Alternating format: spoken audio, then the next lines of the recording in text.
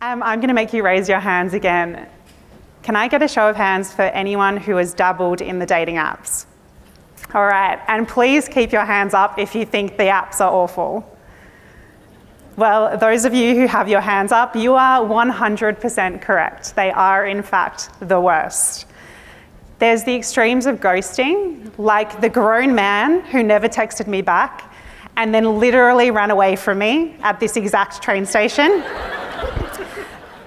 And of course, there's catfishing, both so common, yet so batshit crazy, it's inspired an entire category of podcasts. But beyond that, there is just the soul-crushing admin of small talk and scheduling dates. It's the reality of modern day dating, and it sucks. But I am here to tell you, there is a silver lining. And no, it is not that you might meet someone. You will not. Well, I mean, you might, but this silver lining, it's a little bit more surprising. The unexpected benefit of dating apps is actually meeting consumers. That's right, some people date for the plot. I dated for the pitch. And yes, it might sound entirely unhinged, but please bear with me while I make the case for why dating apps are the ultimate focus group. We're going to start by setting the scene. You're in Northcote. You're waiting outside a bar, waiting there for your date to arrive. You really, really think you could be into this guy, but you also just don't want to get your hopes up because you absolutely cannot tell anything from a profile. I mean, that's not even my dog. It's also no longer my haircut either, so maybe I'm the catfisher. He arrives, and now it's time for the small talk. The how was your day? What do you like to drink? And the inevitable, the dreaded, what do you do for work? He's a builder, easy answer. But as a media agency strategist, the question is a little bit harder. And you really do not have the time or the energy to explain the entire media industry to a man you're probably never going to see again. So you go with the default. I work in advertising for insert major liquor retailer.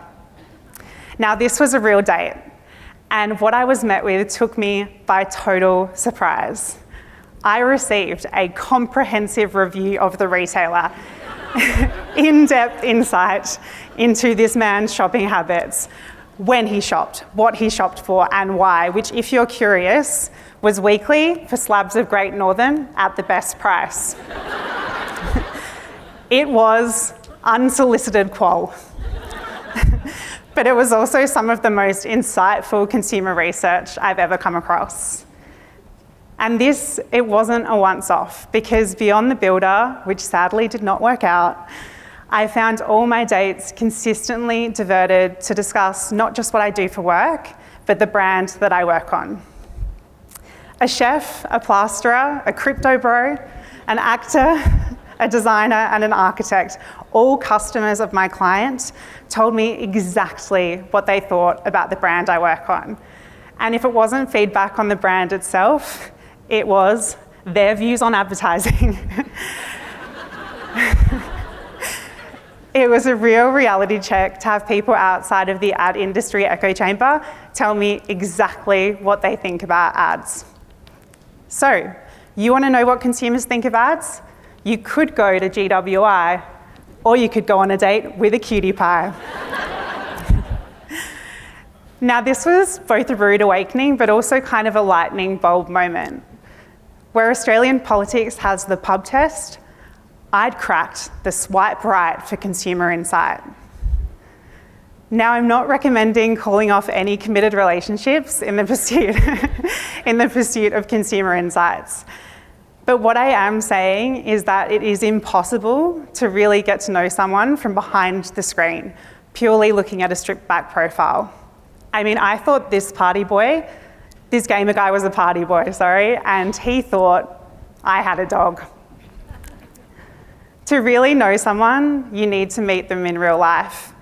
And when you do meet them, They might not be at all what you expected. It's true for each of us, it's true for our dates, but crucially, it's also true for our customers. In 2024, I think it's time we rethink our approach to consumer insights. It's time to step away from the screen, to set our assumptions aside, to take the plunge, and to go out there and speak to a real-life human being. Because you never know what or who you might find. Thank you.